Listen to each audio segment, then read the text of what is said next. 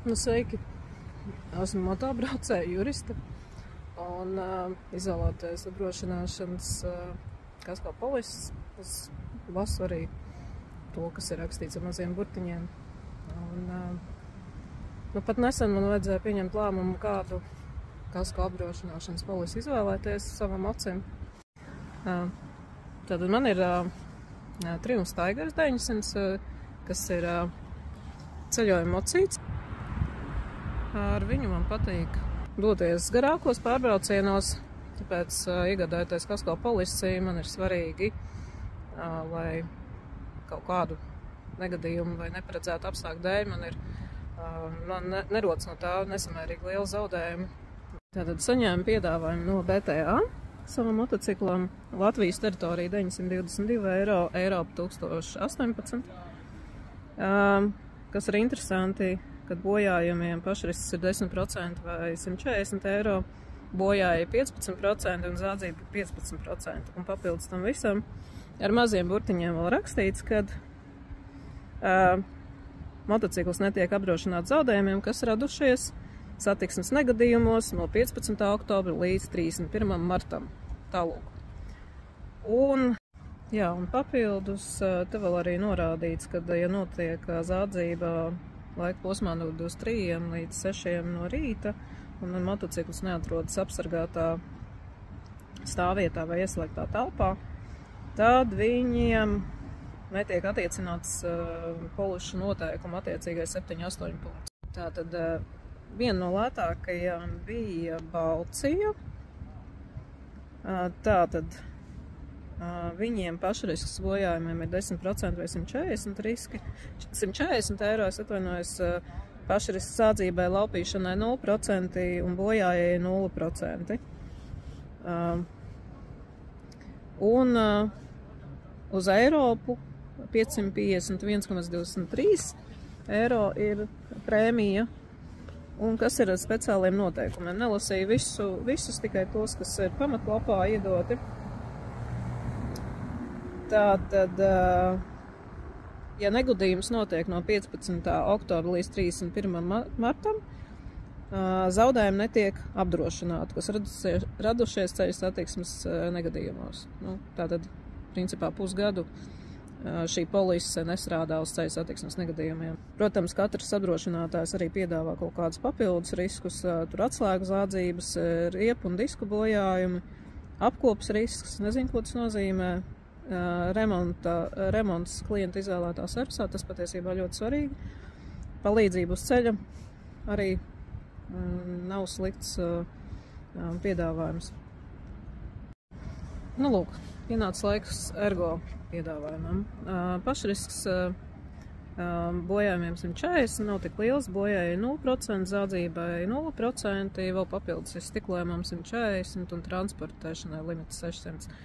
Un gada prēmija 589 eiro. Šeit jālasa atkal ar mazajiem burtiņiem. It kā piedāvājums nav slikts, bet ja palasa par to, kad motocikls laika posmā no 23 līdz 6 ir nozagts ārpus apsargātas stāvvietas, tad pašreiz zaudējumiem tiek noteikts 15%, bet mazāk kā 300 eiro. Runājot, kaut kādi 2000, manā gadījumā tas varētu būt. Un papildus, ceļa satiksmes negadījums noticis laika posmā no 1. decembra līdz 28. februārim. Latvijā, Lietuvā, Igaunijā vai kurā citā valstī, kurā ir noteikta obligāta ziemas riepu lietošana, tiek izmaksāta apdrošināšana tikai tad, ja ir ziemas riepas. Un papildus tiek piemērots pašrisks 30%. Bet ne mazāks kā apdrošināšanas polisē noteiktais pašrisks bojājumiem. Tātad ir papildus apdrošināts arī aprīkojums līdz 700 eiro. Ņemam vērā. Es izvēlējos IFU.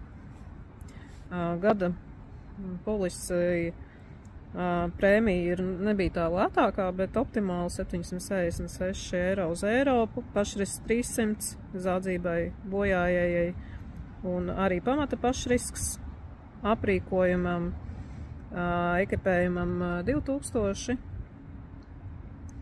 Un tas ir uz Eiropu, bet atšķirībā no pārējiem nav šie ierobežojumi attiecībā uz braukšanu, piemēram, ārpus oktobra vai marta. Protams, jāievēro ceļu satiksmes noteikumi, nav šie papildus nosacījumi par turēšanu nakts laikā. Tātad arī no Baltas saņēma piedāvājumu. Gada polise 575 eiro. Bojājumi 10% un skatīt īpašos noteikumus. Tātad vēl kaut kādi izņēmumi. Apzagšana 0 eiro pašrisks, zādzība 10%. Papildus ir palīdzība uz ceļa. Remonta uzņēmuma izvēle pie autorizēta dīlera, kas nav mazāk svarīgi, un šī polise attiecās tikai uz Baltijas valstīm. Un, protams, te arī ir papildus ierobežojumi. Tātad neseks zaudējumus ceļu satiksmes negadījumos, ja nav ziemas riepas periodā no 1. decembra līdz 28. februārim. Un papildus tiek piemērots pašrisks 30% apmērā. Kā arī, ja ir notikusi zādzība no 24 līdz 6, pašrisks tiek piemērots divkārši apmērā, ja nav bijis slēgta garāža vai noslēgta teritorija. Un tas ir ne tikai šī, bet arī citās polisēs var redzēt, ka papildus standarta noteikumos ir noteikts, ka transporta līdzeklim nav ārpus izgatavotāja rūpnīcas uzstādīt tuning elementu. Tātad daudz dažādas iespējas interpretēt. Šis tāds ātrs apskats, kā es izvēlējos kasko apdrošināšanu savam motociklam. Es ceru, ka kaut kas noderēja, vai vismaz ir viela pārdomām, kam pievērst uzmanību, jo, protams, katrā polisē ir dažādas nianses. Manā skatījumā man būtu svarīgi, lai es varu savu diezgan jauno motociklu apkalpot un remontēt tieši dīleru servisā, nevis kā Ergo vai kur bija rakstīts viņu norādītos servisos, kurus skatījos. Man liekas, nav neviena servisa, ko es zinātu, kas apkalpotu, piemēram, motociklus. Te pašā laikā tas ir aiziet pretrunā ar to, ka viņi saka, ka jāievēro ir ražotāju norādes, bet ražotājs pašā laikā savās visās instrukcijās un pavadošos dokumentos vienmēr norāda, ka visas tīpaši tādas nopietnākas iejaukšanās motociklu uzbūvē būtu jānodrošina tātad autorizētā servisā.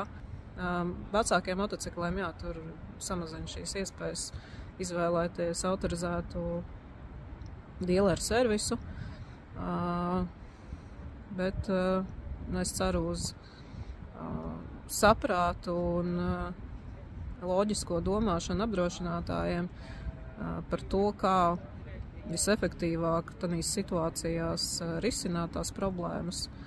Te neiet runa varbūt pat riepu maiņu, kur lielākā daļa servisa varēs nomainīt, bet par nopietnākiem bojājumiem, kur var rasties, piemēram, nopietnākos ceļu satiksmes negadījumos.